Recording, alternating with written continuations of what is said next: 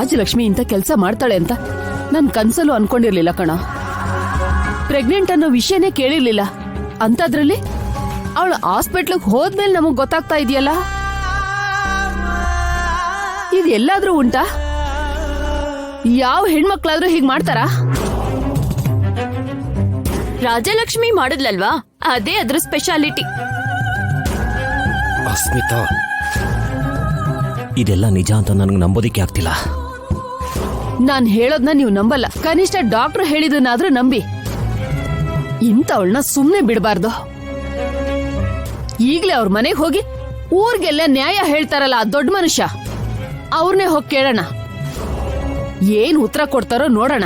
ಆಗಿದ್ದೇನೋ ಆಗೋಯ್ತು, ಬಿಟ್ಟಾಕೆ. ಪಾಪ ಅವಳು ತುಂಬಾ ತೊಂದರೆಯಲ್ಲಿದ್ದಾಳೆ. ಹೇಗ್ ಬಿಟ್ಬಿಡ್ತೀರಾ ಮಾವ?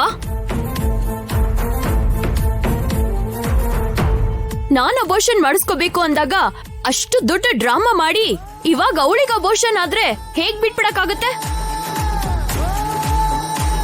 ಅವಳು ಹೊಟ್ಟೆಲ್ ಬೆಳೆಯೋ ಮಗು ಅವಳಿಗೆ ಮಾತ್ರ ಸ್ವಂತ ಅನ್ಕೊಂಡಿದ್ದಾಳ? ನಮ್ಗೆ ಯಾವ ಅಧಿಕಾರನೂ ಇಲ್ವಾ? ಪ್ರೆಗ್ನೆಂಟ್ ಅನ್ನೋ ವಿಷಯ ನಮ್ಮ ಹತ್ರ ಹೇಳ್ಬೇಕಲ್ವಾ? ನಮ್ಗೆ ಹೇಳ್ದೇನೆ ಇಂಥ ಕೆಲಸ ಮಾಡಿದಾಳೆ. ಅವಳ ಅಪ್ಪ ಅಮ್ಮನ್ನ ಕೇಳ್ಬೇಕು. ಅವಕಾಶ ಸಿಕ್ತು ಅಂತ ಇಬ್ರು ಸರಿಯಾಗಿ ಉಪಯೋಗಿಸ್ತಿದ್ದಾರೆ. ಅವಸರ ಮಾಡಬೇಡ, ಅದೇನಾಗಿದೆ ಅಂತ ಸರಿಯಾಗಿ ತಿಳ್ಕೊಳ್ಳೋಣ.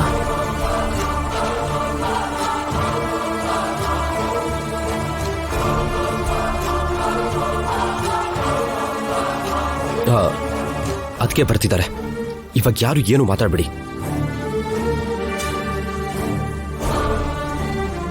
ಶೌರ್ಯ ಸರ್, ಶೌರ್ಯ ಸರ್, ಏನಾಯ್ತು ಸರ್? ಶೌರ್ಯ ಸರ್, ಶೌರ್ಯ ಸರ್, ನಿಂತ್ಕೋ. ಮಾಡೋದೆಲ್ಲ ಮಾಡಿ ಇವಾಗೇನ್ ಪ್ರೀತಿ ಮಾಡೋ ನಾಟಕ ಆಡ್ತಿದ್ಯಾ? ಅಮ್ಮ,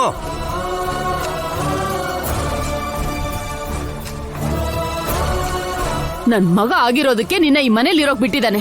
ಅದೇ ಬೇರೆ ಯಾರಾದ್ರೂ ಆಗಿದ್ರೆ ನಿನ್ ಕತ್ತಿ ಹಿಡ್ದು ಆಚೆ ತಳ್ತಿದ್ದ. ಪ್ರಮೀಳಾ, ನೀವು ಮಾತಾಡ್ಬೇಡಿ. ನಿಮ್ಗೆ ಸೊಸೆ ಮೇಲೆ ಅಷ್ಟು ಅಭಿಮಾನ ಇದ್ರೆ ಆಚೆ ಹೋಗಿ ತೋರ್ಸಿ, ನನ್ ಮುಂದೆ ಅಲ್ಲ. ಅಲ್ಲ, ಯಾವ ಮುಖ ಇಟ್ಕೊಂಡು ಈ ಮನೆ ಒಳಗ್ ಬಂದೆ?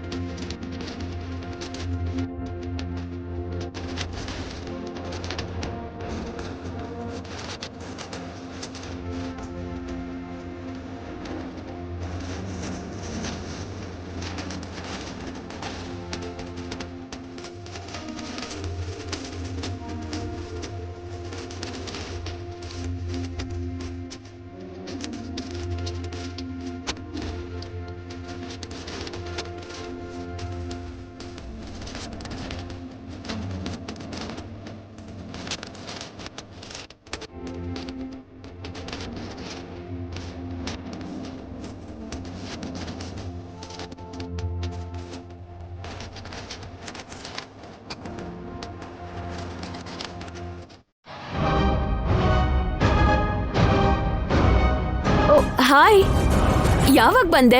ಓ, ನನ್ ಡೋರ್ ಮುಚ್ಚಿರ್ಲಿಲ್ವಾ? ಬಾಯ್ ಮುಚ್ಚು.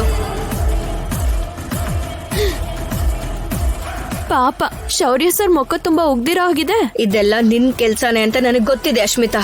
ನಿನಗ್ ಗೊತ್ತು ಅಂತ ನನಗೂ ಗೊತ್ತು. ಯಾಕಂದ್ರೆ ನಾವಿಬ್ರು ಒಂದೇ ತರ ಯೋಚನೆ ಮಾಡ್ತೀವಲ್ವಾ? ನನಗೆ ಹೆಲ್ಪ್ ಮಾಡೋ ಹಾಗೆ ಮಾಡ್ಬಿಟ್ಟು ನನಗೆ ಕಾಲ್ ಅಡ್ಡ ಇಟ್ಟು ನನ್ನನ್ನ ಕೆಳಗ್ ಬೀಳ್ಸಿ ಹಾಸ್ಪಿಟಲ್ ಸೇರಿಸಿ ಅಬೋರ್ಷನ್ ಆಗಿದೆ ಅಂತ ಡಾಕ್ಟರ್ ಹತ್ರ ಹೇಳ್ಸಿದ್ಯಾ? ಯಾ, ಪ್ಲಾನ್ ಚೆನ್ನಾಗಿದ್ಯಾ? ಅಷ್ಟಕ್ಕೂ ನಿನ್ ಮನುಷ್ಯಲೇನಾ? ನಿನ್ಗೇನ್ ಅನ್ಸುತ್ತೆ? ಪ್ರಾಣಿಗಿಂತ ಕೀಳಾಗಿ ನಡ್ಕೊಳ್ತಾ ಇದೆಯಲ್ಲ. ವ್ಯತ್ಯಾಸ ಒಂದೇ, ಅದು ಮೂಕ ಜೀವಿ, ನೀನೊಬ್ಳು ಪಾಪಿ. ನೀನ್ ನನ್ನ ಬಾಯ್ಗ್ ಬಂದಾಗ ಏನ್ ಬೇಕಾದ್ರೂ ಹೇಳ್ಕೊ, ನಾನ್ ಯಾವ್ದಕ್ಕೂ ರೆಸ್ಪಾಂಡ್ ಮಾಡಲ್ಲ. ಯಾಕಂದ್ರೆ ನಿನ್ ವಿಷಯದಲ್ಲಿ ನಾನ್ ಏನೇನ್ ಮಾಡ್ಬೇಕು ಅನ್ಕೊಂಡಿದೀನೋ ಒಂದೊಂದಾಗಿ ಎಲ್ಲ ಮಾಡ್ಕೊಂಡು ಹೋಗ್ತಾ ಇದೀನಿ. ಎಷ್ಟು ಜನ ಉಗಿದ್ರು ಕೂಡ, ಎಷ್ಟು ಜನ ನಿನಗ್ ಬೈದ್ರು ಕೂಡ ನಿನ್ನಲ್ಲಿ ಬದಲಾವಣೆ ಬರಲ್ವಲ್ಲ?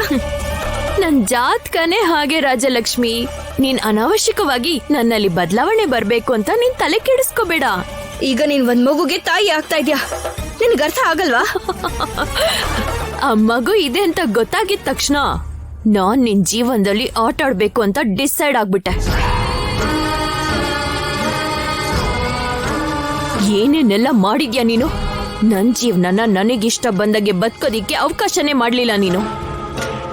ನಾನು ಶೌರ್ಯ ಸರ್ನ ಪ್ರೀತಿ ಮಾಡ್ದೆ, ನೀನ್ ಅವ್ರನ್ನ ಮದ್ವೆ ಆದೆ.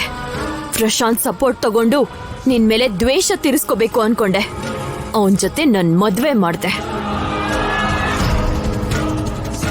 ಅವನ್ನ ಬಿಟ್ಬಿಡ್ಬೇಕು ಅನ್ಕೊಂಡೆ. ಆದ್ರೆ ಅವನಿಂದಾನೇ ನನ್ ತಾಯಿ ಆಗೋ ತರ ಮಾಡ್ದೆ. ಕೊನೆಗೆ ನನ್ ಜೀವನ ಎಲ್ಲ ನಿನಗ್ ಬೇಕಾದಾಗೆ ಬದಲಾಯಿಸ್ಕೊಂಡೆ. ನೀನೇ ಮಾಡ್ಕೊಂಡಿರೋ ಕರ್ಮ ಫಲನ ಅನುಭವಿಸ್ತಾ ಇದ್ಯಾ. ನಾನೊಬ್ಳೆ ಅನುಭವಿಸಿದ್ರೆ ಏನು ಅಂತ ನಿನ್ನನ್ನು ಸ್ಪೆಷಲ್ ಆಗಿ ಜಾಯಿನ್ ಮಾಡಿಸ್ಕೊಂಡಿದೀನಿ. ಹನುಮಂತ ರಾಮನ್ ಜಪ ಮಾಡ್ದಾಗೆ ಶೌರ್ಯ ರಾಜಿ ರಾಜಿ ಅಂತ ನಿನ್ ಹಿಂದೆನೆ ಸುತ್ತಾ ಇದ್ದ. ಅವ್ನ್ ನಿನ್ನ ಇಷ್ಟೊಂದು ಪ್ರೀತಿ ಮಾಡೋದು ನನ್ ಕೈ ನೋಡಕ್ಕಾಗಲ್ಲ ರಾಜಿ. ಅದಕ್ಕೆ ನನ್ ಗೇಮ್ ಕೂಡ ನಾನ್ ಸ್ಟಾರ್ಟ್ ಮಾಡಿದೀನಿ. ಅಶ್ಮಿತಾ, ಹೇಳಿದ್ ಕೇಳು ರಾಜಿ.